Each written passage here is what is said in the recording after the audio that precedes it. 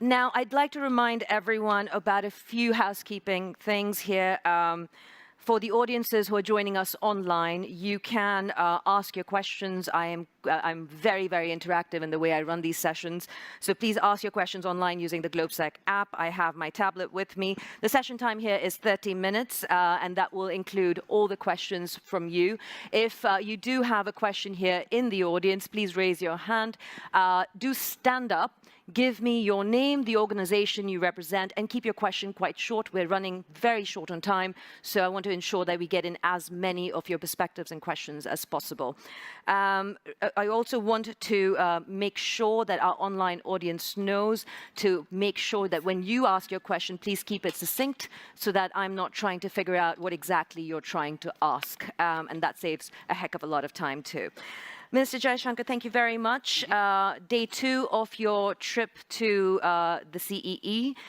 It's been quite a ride since February for not just the region, not just Europe, not just the West, but it is now trickling in terms of effect of what's happening between Russia and Ukraine into the rest of the world, the East, the global South. Paint us a little bit of a picture of India and how India has been impacted. You've come out of COVID, you've had issues on the border with China, you've come out of the Quad with many, many diverse and divergent opinions, and an economy that is looking to make dramatic changes, but in very difficult and turbulent times. So if you can paint us a picture of where India is at right now, and then we will pick up the conversation from there.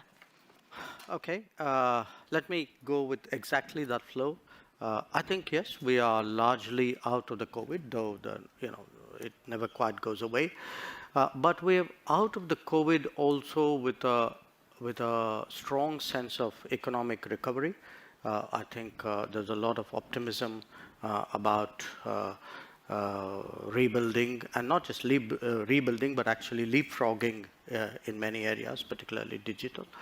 I think we handled it very prudently. I almost am tempted to say smartly, in terms of the financial responses, which was we didn't blow the bank in responding. We intervened where we had to, and very effectively. And at the moment, in a sense, the Modi government has just completed 8 years in office. And what we have done in those 8 years is really to, I would say, build almost, I would say, a social welfare society at a speed and a scale which the world hasn't seen. And in some ways, the COVID has actually hastened that. I mean, we are, for example, as an example, we are giving food support to 800 million people.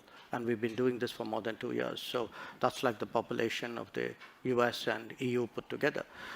We have a house ownership, publicly supported house ownership program, which covers about 115 million beneficiaries, which is almost like building houses for Japan.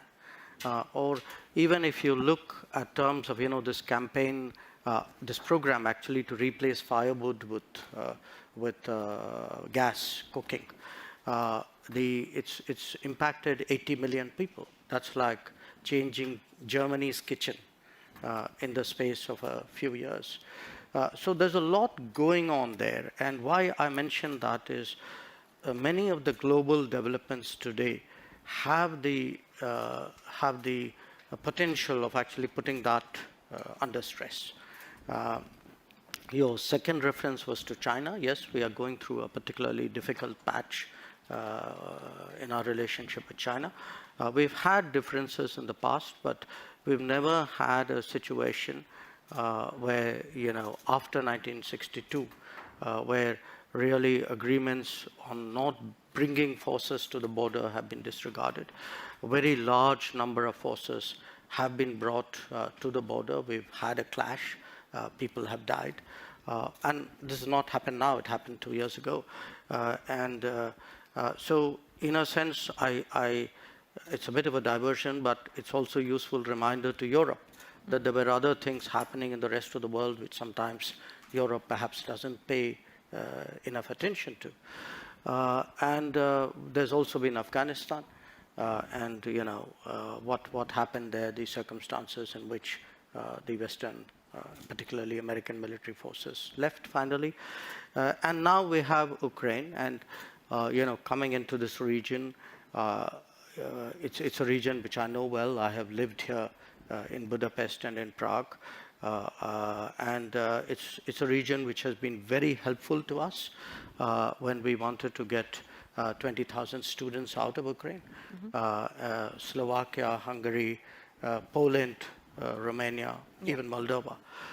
But I think it's also important for people in the region to realize how this is playing out in the rest of the world, that it is creating a huge fuel crisis, a food crisis, a fertilizer crisis, pushing inflation in low-income societies which don't have the margins really to absorb that.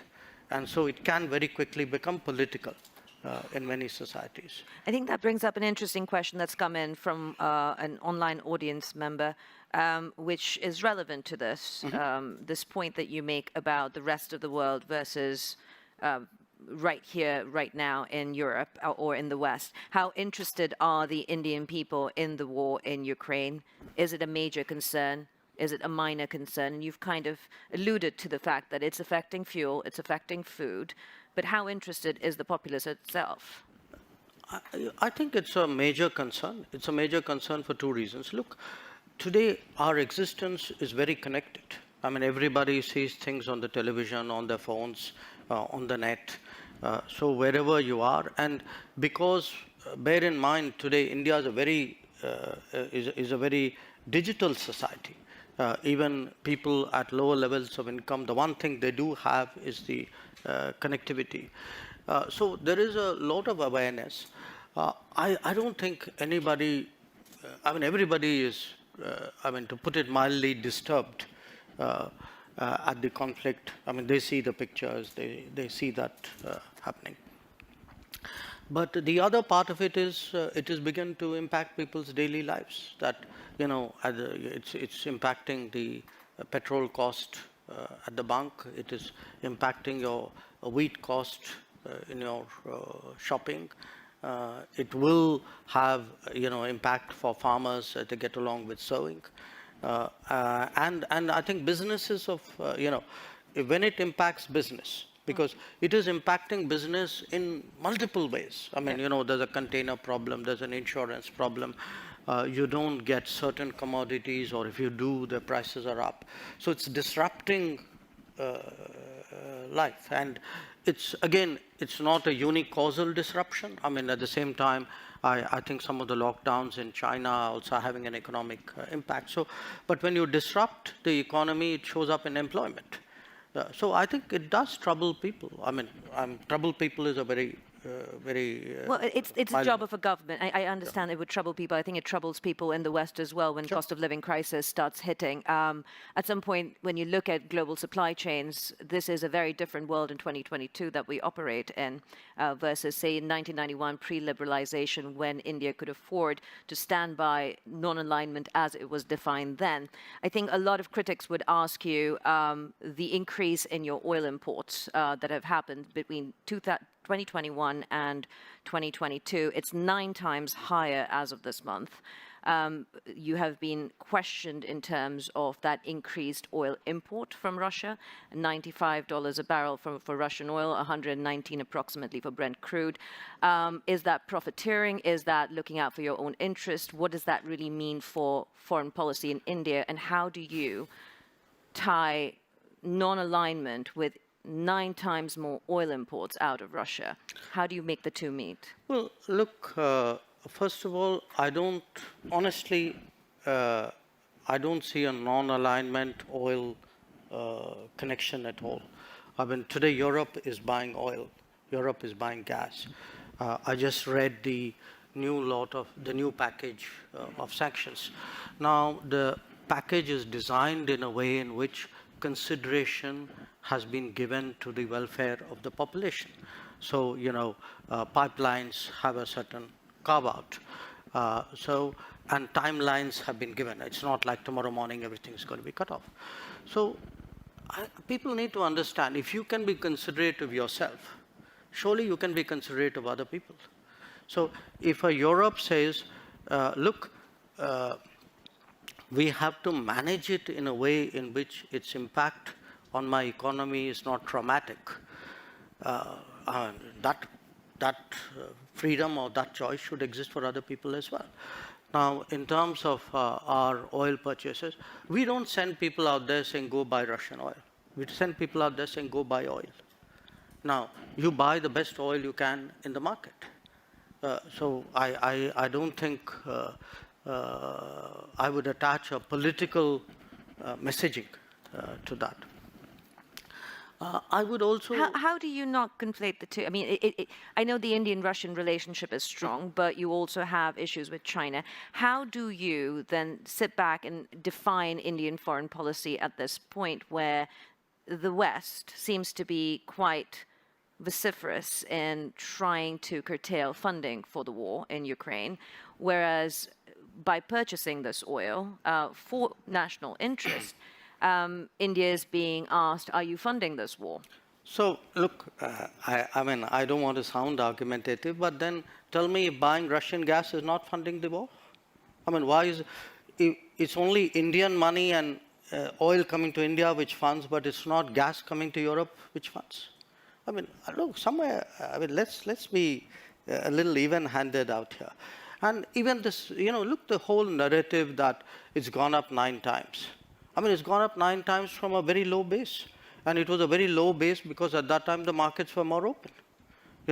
Why if countries in Europe and the West and the United States are so concerned, why don't they allow Iranian oil to come into the market? Why don't they allow Venezuelan oil to come into the market? I mean, they've squeezed every other source of oil we have. And then say, okay, guys, you must not go into the market and get the best deal for your people. I don't think that's a very fair approach. So talk to us about the second aspect that Indian foreign policy is being questioned at this point when it comes to wheat bans and food bans of exports. How does that then correlate? Because we're talking about the global south and the east that is being squeezed by Russia's issues with allowing Ukrainian grains to be exported. But by India doing the same, again, aren't those weakest people in the world being subjected to the same kind of issues from India? Do you see that as supporting Russia, or is it a completely different element that we don't understand in the West, that your perspective is different? I think answer is B. You don't understand in the West. But it isn't just the West, okay? I don't think people understand because they're not actually tracking the trade. We have been exporting wheat, okay? Typically, we export about 2 to 3 million tons. Last financial year was a better year. We exported about 7 million tons. This year, before the heat wave hit us very badly, the expectation was that we would do substantial exports, and we were open. I mean, in fact, Prime Minister himself had said on various occasions, saying, look, we see that there's a food crisis in the world and we'd like to be of help. But what we then saw was a kind of run on our wheat, a large part of it done by international traders based out of Singapore and I think to some degree maybe Dubai. The result was actually the low-income countries, many of whom were our traditional buyers, like our neighbors, Bangladesh, Sri Lanka, Nepal. These are our traditional buyers, okay? Interestingly, the Gulf buys regularly from us. I heard Dr. Tedros in the earlier session talk about Yemen. Yemen buys from us. Sudan buys from us, okay? Now, what we saw was the low-income buyers were being squeezed out. The wheat was actually being stocked for being traded. So in a way, our goodwill was being used for speculation. Mm-hmm. So we had to do something to stop that because it was also impacting us at home. Our prices were going up. So I want to be very clear what we have done. We have actually said, look, we're not going to give speculators an open access to the Indian market so that the Indian customer and the LDCs of the world get the short end of that. Yep. What we are still open to doing is where we see a kind of a deserving country wanting wheat, very glad to supply it within the realm of possibility. And just for the record, I think we've done this year wheat exports to about 23 countries. The rate of export this year, if I were to take the same period as last year, my rough sense is it's about 4x. Okay. So actually, it's gone up. And I know in many cases, foreign ministers of some countries have called me up, and we have assured them that they would have access to our markets. So this is all about stopping and curtailing speculation at the end That's of the right. day. And preventing a diversion to high-income countries with a greater possibility to buy, because what we saw happen with the vaccines, yeah. we don't want to see happen with the wheat, which was the rich people got vaccinated and the poor were left to God and Well, that brings whatever. up a question again from the audience now, and I would like to ask, I will come to you. I want to just do one question from the online audience, which kind of follows up on your point of diversions. This person's asking, according to the Wall Street Journal, India is becoming a key point for transshipment of Russian oil to bypass sanctions. How does that serve India's foreign policy interests? I don't know. Does whoever wrote that knows what transshipment means? Well, I mean, transshipment is when explain you it to get the it. rest of us. No, when you get it and you sell it to somebody else. I've not even heard of anybody in India thinking along those lines. So yes, we do buy So you're Russian. saying the Wall Street Journal report is inaccurate, that they're quoting? Politely, yes. Okay. So I can say it less politely, India but is not a conduit to any Russian oil transactions. No, not at all. I mean, listen, please understand the oil markets. There's an enormous shortage of oil. There's a physical shortage of oil. Getting access to oil is difficult. I mean, a country like India would be crazy to get oil from somebody and sell it to somebody else. I mean, this is nonsense. So that is your question answered, and the minister's on the record. Yes, please. If you could stand up, give us your name and a brief question. Konstantin Eggert, freelance journalist from Vilnius, Lithuania.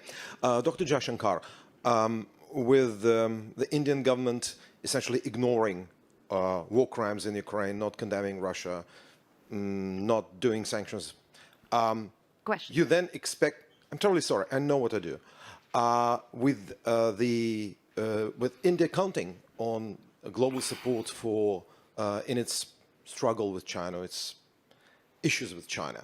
How do you think you'll be trusted by others after that? Why do you think anyone will help Delhi after you didn't help others over Ukraine? Thank you. It's an interesting question which you might, I mean, not you, meaning you personally, but people might want to ask themselves, because if I were to take Europe collectively, which has been singularly silent on many things which were happening, for example, in Asia, you could ask, why would anybody in Asia trust Europe on anything at all? So here's the take. I don't think, I mean, first of all, I think you're mischaracterizing our position, where they have, for example, when Bucha happened, we condemned Bucha. And we actually asked for an investigation into Bucha. In terms of what is happening with the Ukraine conflict, our position is very clearly that we favor an immediate cessation of hostilities. It's not that we've ignored it, unless you call phone calls to Putin and Zelensky as ignoring something. So first, I would urge you to get the factual position accurately. Secondly, in terms of the connection you are making, look, we have a difficult relationship with China. We're perfectly capable of managing it. It's if I get global understanding and support, obviously it is of help to me. But this idea that I do a transaction, that I come in one conflict because it will help me in conflict two, that's not how the world works. So a lot of our problems in China have nothing to do with Ukraine, have nothing to do with Russia. They predate it.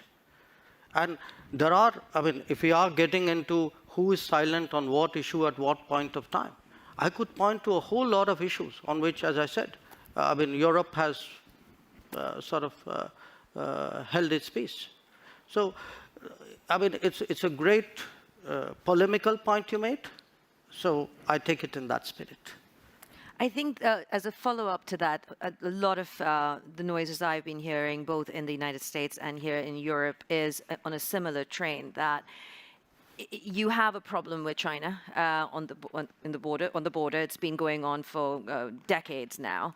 It is getting worse. What position does that leave you in when it comes to seeking support if further incursions are done, further skirmishes happen at the border or within the border to kind of echo what's happening in Ukraine in terms of sovereignty issues that are being raised? Sorry, do you mind if I interrupt you here? Please do. But I want to come back to a question, the crux of the question, which I asked a few people in the political circles, in the financial circles. What's your big question? And one of the foremost geopolitical strategists on Wall Street sent me this question for you. And the question is simple. If and when the choice comes down to it, not today, not tomorrow, but in the future, and she strongly believes it will, for India, will it become, in terms of support, the US or China? And that will be kind of a defining moment that comes out of the situation that we face with Russia right now. Look, number one, why I wanted to interrupt you in a way. I mean, I'm partly reacting to the previous observation. You know, somewhere Europe has to grow out of the mindset that Europe's problems are the world's problems, but the world's problems are not Europe's problems. That if it is you, it's yours. If it is me, it's ours. I think that's something, and I see, reflections of that. Again, in terms of, there is a linkage today which is being made. A linkage between China and India and what's happening in Ukraine. So come on, guys. I mean, China and India happened way before anything happened in Ukraine. So the Chinese don't need a precedent somewhere else in the world on how to, engage us or not engage us or be difficult with us or not be difficult with us. So as I said, I mean, I just see this as frankly a not very clever argument, a very self-serving one. This idea that, your grand strategy must be about how you will choose. I will do what, as all of us do. I will weigh the situation, everybody, after all, how do countries eventually make decisions? Mr. Jaishankar, there will always be two axes at this point. I think it's an understood, accepted fact that you have the West, US-led, you have China as the next potential axis. Where does India fit into this? Are you planning to not pick a side? No, I'm sorry. That is exactly where I disagree with you. This is the construct you are trying to impose on me, and I don't accept it. I mean, I don't think it's necessary for me to join this axis or not, and if I'm not joining this, I must be with the other one. I don't accept that. I mean, I think I'm 1/5 of the world's population. I am today the 5th or 6th largest economy in the world. I mean, forget the history, civilization bit, everybody knows that. But I think I'm entitled to have my own side. I'm entitled to weigh my own interests, make my own choices. And my choices will not be cynical and transactional, but they will be a balance of my values and my interests. There is no country in the world which disregards its interests. So, as a final question, because I know you have to go, and our time has been cut short a little bit by your staff. And the coffee break is coming. And yes. the coffee break is less important, but your staff is insisting you have meetings. As a final question, then, to leave us with this perspective, as you say, there is a whole part of the world that we are ignoring and the perspectives that we're ignoring. What will or what is India's position on the world stage? Because if you want to talk about 1/5 of the world's population, you cannot also sit on the fence when it comes to foreign policy matters. Non-alignment isn't plausible if you want to take your position on the world stage. What does it look like with 3 years of your government left, approximately? And what does of this term? Oh, 2 years, actually. Oh, but 2 years. yes. Thank you for the correction. Or even in the next decade or so. What is India's position? Sitting on the fence is not an option to be a world leader. Look, I don't think we're sitting on the fence. Just because I don't agree with you doesn't make me sitting on the fence. It means I'm sitting on my ground. And my ground is actually, what are the big challenges of the world? Okay, big challenges of the world are climate change. I think I'm very critical to the solution. I can be an exemplar. I can be actually an arena for an enormous leapfrogging of green technologies. Look at terrorism. Look at the emergence of a world order. Look at security. Look at sustainable development goals. I mean, you take any and all of the big challenges of the world, some part of the answer either comes out of India, can be contributed to India. And again, I hate to say, it's a bit like a broken record, but look, a lot of things are happening outside Europe. We have, partly because of climate change, for a lot of humanitarian, natural disasters, humanitarian responses. In our part of the world today, a lot of people look to us to help out. The days when they expected Europe to come, which Europe did at the 2004 tsunami. The difference today is nobody's even thinking of that anymore. So the world is changing, new players are coming, new capabilities are coming, but a new agenda must come. The world cannot be that Eurocentric as it used to be in the past. And who will India play with? Will it be Europe and the US, or will it be China and Russia? Look, they're not exclusionary, but we are a democracy. We are a market economy. We are a pluralistic society. We have laws and contracts. We have positions on international law. So I think that should give you a fair part of the answer. After all, you began the question with a reference to the Quad. Even though we didn't get much time to talk about it, but the fact that you have today a grouping like the Quad, we just had its summit in Tokyo, where very important decisions were made on connectivity, on telecommunications, on supply chains, on cybersecurity, on maritime domain awareness. It should tell you something which direction we're going. So again, I urge you that don't use necessarily a caricature version of one situation as a yardstick to pass a sweeping judgment. Because even on Ukraine, do reflect on this point. Somewhere at some point, surely the conflict has to end. Somebody will have to, a set of people, it cannot be a single country, probably not, will have to engage the players. It is our collective interest to find some kind of resolution, unless you're throwing up your hands and say this is not fixable. So at that point, I think people will need us. Says a diplomat, a career diplomat turned politician, then diplomacy, and keep going with it. Thank you very much, Minister, for joining us, and thank you all for being part of this conversation. Please give him a round of applause. Okay. We're taking a quick break.